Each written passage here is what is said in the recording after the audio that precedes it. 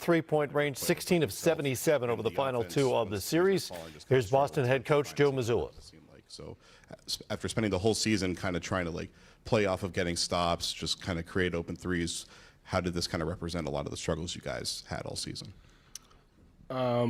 Yeah, I thought the first quarter and a half or so we continued to fight defensively even though our shots weren't falling, and then we just couldn't score. What did you do to try to create some kind of easier looks, more rhythm looks that fit some of the personnel you have to try to at least get them something to fall? Just our switch attack, try to move against the zone.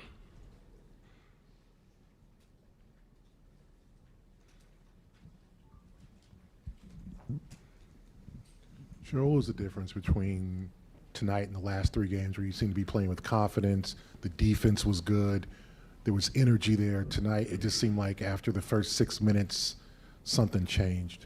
We shot 21% from three. Defense was still there.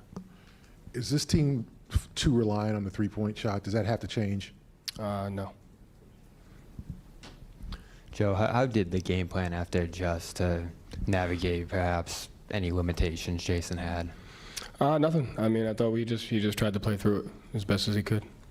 And how do you, obviously just with it ending right now, look back on this season? How do you assess the season this team had? It's one of the best locker rooms I've been a part of. The guys cared. They gave it everything they had. It's the most important thing to take from this. Obviously, we didn't achieve our goal. We didn't win, which was our goal. So we failed in that regard. But it's not because the guys didn't have a sense of togetherness, character, and just who they are as people. Joe, to your left. Game 6, you guys shot 20% from three, but found a way to win. What was missing today to overcome that, where your favorite part of the offense, the one you rely on, didn't pull through? Yeah, I thought they made shots. We weren't as efficient in transition. Just thought we just didn't play well. That just didn't play well. Yeah. And I know just fresh off going to the locker room and talking to the guys, but what's the message to them if you talk to them at all after? Like I said, just I love them, and they need to know. When we were down 3-0, the thing was, how do we want to be defined? And I thought they showed a lot of character by even getting to this point. Joe, obviously, in a situation like this, there's a tendency to kind of look back at missed opportunities. Do you look back at maybe a game 2, and do you look back with any regret at some of the things you could have done to win earlier rather than put yourself in this situation? No. This has been kind of a crazy journey for you guys from the start. You got thrust into the job just a few days before the season started. How do you reflect, or how will you reflect once you step away from this a little bit, about this experience and this team? What do we have to do to get better, I think, is what we have to learn from that, regardless of those circumstances. The guys, like I said, the locker room showed a sense of toughness and togetherness, starting out the season a certain way and getting to this point, and we just got to figure out how to be better.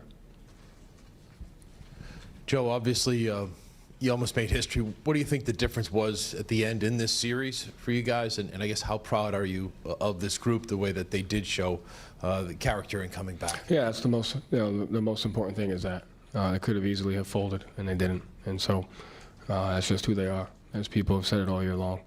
And I thought the difference was they played better than we did for longer stretches. And so, that's it. Joe, Malcolm came back tonight. Obviously, didn't have his best, but tried to get it through. How tough is it from you, from a coaching standpoint, to the Lillian there between trying to give a guy a chance there and knowing that he might not be close to 100% when he's out there? It's not tough. I think just knowing the guys and understanding that if they're going to do everything they can to play, we have to give him that opportunity. And so he did everything he could, and he just didn't have it.